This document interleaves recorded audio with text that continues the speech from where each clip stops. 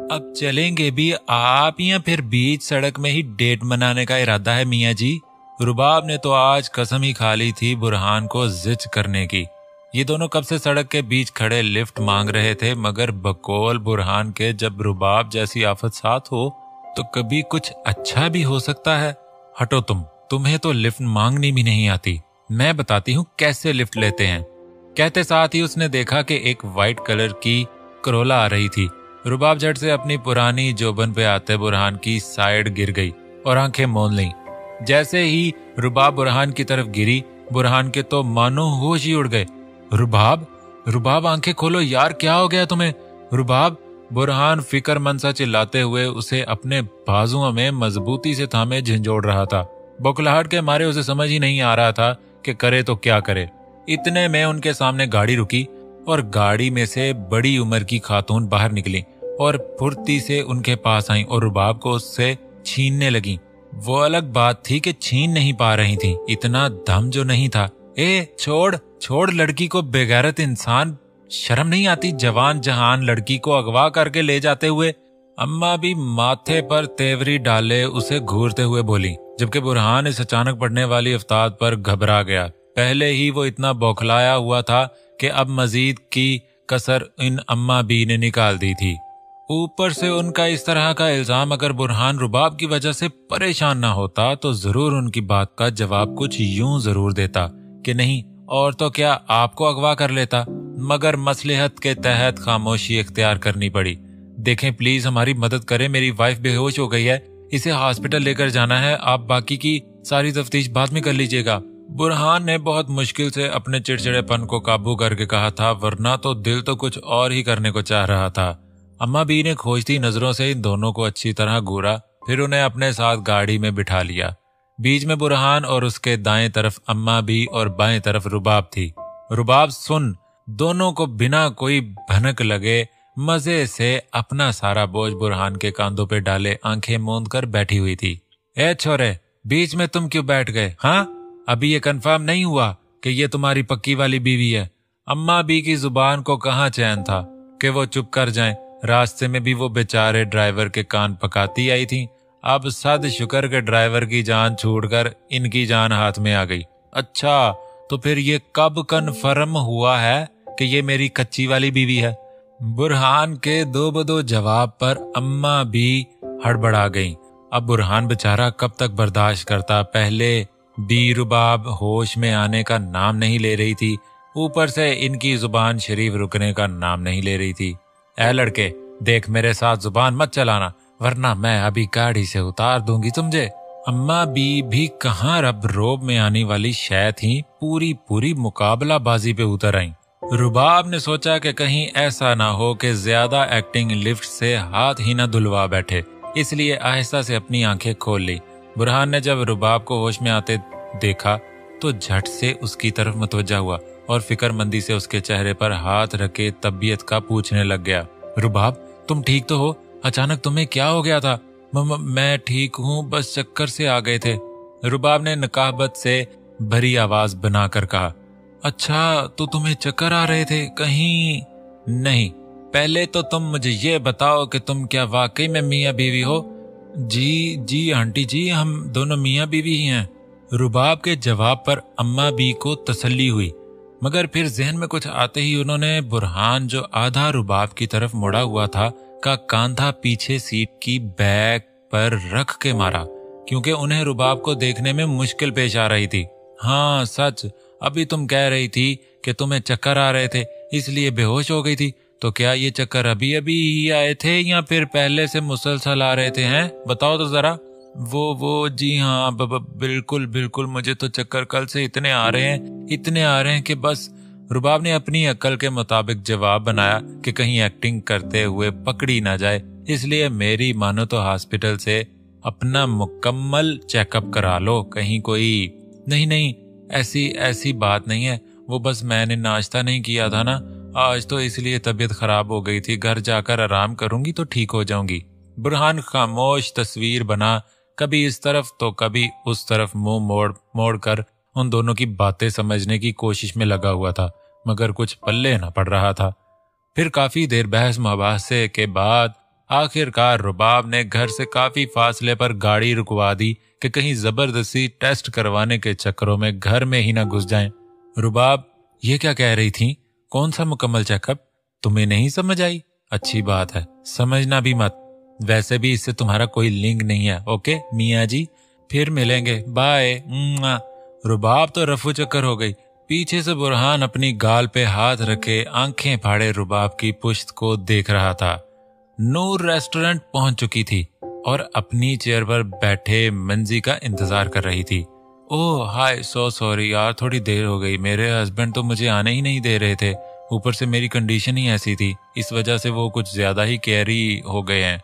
मुझसे मोहब्बत जो इतनी करते हैं। मेजी ने आते साथ ही नॉन स्टॉप बोलना शुरू कर दिया था। नूर मुस्कुराते हुए उसकी बातें एंजॉय कर रही थी। इट्स ओके, लगता है कि आपके हस्बैंड आपसे बेइंतहा मोहब्बत करते हैं। नूर ने अपनी नरम आवाज में मेजी से कहा कि कुछ पल के लिए तो मेजी भी चौंक गई। हाँ, सैली को भी उसने ऐसे ही इन अदाओं से अपने काबू किया होगा। हाँ बिल्कुल, बहुत बहुत ही ज्यादा, इतना कि देर छोड़ो, तुम बताओ क्या खाओगी? मेजी कुछ बोलते बोलते रुक गई और ध्यान हटाने के लिए मेन्यू की तरफ मुतवज्जे हो गई। खाना खाते हुए मेजी नूर से अपने हस्बैंड के बारे में काफी बातें करती है कि वो कैसा है, क्या खाता लेता है वगैरह। नूर को लगता है जैसे मेजी सालार के बारे में बता रही हो, क्योंकि उसके हस्बैंड की एक एक आदत सालार से जो मेल खाती थी।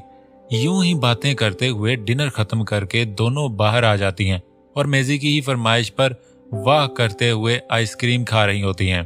तो मैंने तो अपने स्वीट हस्बैंड के बारे में इतना कुछ बोल दिया, मगर तुमने अभी तक कुछ नहीं बताया अपने हस्बैंड के बारे में। क्या बताऊं मैं? अरे यही कि तुम लोगों की अरेंज मैरिज थी या फिर लव मैरिज? आंखों में शरारत समोकर नूर से पूछा। दोनों ही। क्या मतलब दोनों ही? मेजी ने अचंभे से पूछा। मीन्स के मेरी तरफ से अरेंज और उनकी तरफ से लव। नूर ने शर्माते हुए उसे कहा, जबकि न जाने क्यों उसे सालार के बारे में बात करते हुए कुछ अनोखा सा महसूस हो रहा था, कुछ अजीब सा। पर जो भी था बहुत अच्छा था। उससे पहले नूर को ऐसा फील नहीं हुआ था और अब तो उसे सालार की कमी भी बहुत बुरी तरह से खुल रही थी। सालार को सोचते हुए उसकी आंखों में आंसू आ गए थे। नूर भी अपनी बदलती हुई हालत पे हैरान थी कि उसे ये क्या हो रहा है। नूर, क्या हुआ? कहाँ गुम हो गई तुम? नूर अभी खुद का तज्जिया कर रही थी कि उसे मेजी की आवाज सुनाई दी। हाँ, कहीं नहीं, वो बस ऐसे ही। मेरे ख्याल से अब हमें चलना चाहिए, काफी देर हो गई है। हाँ ठीक है, जरूर, तुम यहीं रुको, मैं कार लेकर आती हूँ। ठीक है, वेट। ये कहते हुए मेजी वापस मुड़ गई और नूर वहीं खड़े इंतजार करने लगी। अभी उसे खड़े कुछ ही देर हुई थी कि फोन की चिंगाड़ती हुई आवाज उसके कानों में के पर्दे फाड़ गई। फोन की स्क्रीन को देखा तो सालार की कॉल थी। नंबर बाहर का था। ये कब चले गए बाहर? हैरानी से सोचते हुए नूर ने फोन उठाकर कान से लगाया और मध्यम आवाज में सलाम किया। वालेकुम अस्सलाम, कैसी हो ऐन? सालार ने मध्यम बोझल आवाज में बोला, जैसे सदियों की मुसाफिर तय कर रहा हो। नूर के दिल को कुछ हुआ। ये ठीक तो हैं? कहीं बीमार तो नहीं हो गए? ऐन? नूर मन ही मन सवालात कर रही थी कि उसे सालार की भीगी भारी गंभीर आवाज सुनाई दी। आप रो रहे हैं सालार? नूर का ये पूछना था कि सालार की दाएं आंख से तेजी से आंसू फिसला और तकिए में जज़ब हो गया। सालार को कल रात से अजीब अजीब वहम सता रहे थे ऐन को लेकर। दिल बेचैन सा था, जैसे कुछ होने वाला था, कुछ बहुत बुरा।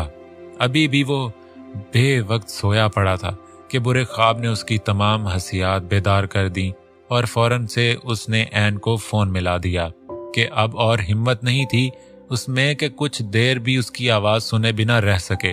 मगर फिर ऐन की अपने लिए परेशान आवाज में पूछने पर बेसाख्ता ही उसकी आंख से आंसू फिसला था। सालार? नूर ने भी उसकी खामोशी से बेचैन होकर बेसाख्ता उसे पुकारा। ऐन, मेरे पास आ जाओ, मेरे पास आओ ताकि मैं तुम्हें अपने पनाह में छुपा लूं सबसे। कोई भी तुम तक पहुंच ना सके। प्लीज ऐन, come to me please. Noor phone कान से लगाए सालार की लरजती हुई आवाज सुन रही थी और अपने जोर से धड़कते हुए दिल पर हाथ रखे सामने चलती जा रही थी। उसे समझ नहीं आ रहा था कि वो क्या कहे। बस खामोशी से दोनों एक दूसरे की सांसों की आवाज सुने जा रहे थे। नूर चलते हुए सड़क के बीचों बीच आ चुकी थी। वो फोन में इतना मगन थी कि उसे अंदाजा ही नहीं हुआ कि वो सड़क के बिल्कुल दरमियान चल रही है। सालार आंखें मूंदे उसकी सांसों को सुनकर अपने तड़पते दिल को पुरसकून कर रहा था कि उसे अचानक ऐन की तेज तेज सांसें सुनाई दी, जैसे वो किसी से डर रही हो। सालार झट से उठकर बैठ गया। ऐन तुम ठीक तो हो? मेरी बात का जवाब दो ऐन, बोलो, तुम बोलती क्यों नहीं ऐन मेरी बात, डैम इट, बोलो। सालार अटकती लड़खड़ाती आवाज में उससे पूछे जा रहा था, मगर दूसरी तरफ सिवाय उसकी तेज सांसों के खामोशी ही थी। उसका दिल बुरी तरह से धड़कने लगा।